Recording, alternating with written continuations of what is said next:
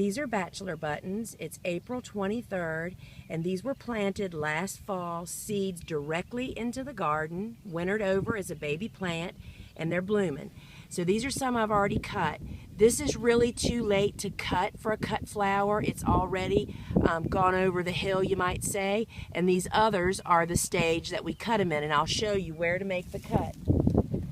So this is the stage I like to cut them in. And I'm going to go all the way to the base of this stem and cut it at ground level.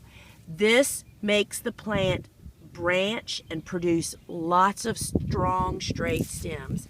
I'm going to strip a lot off of this because Bachelor Buttons can be hard to hydrate because they have so much foliage.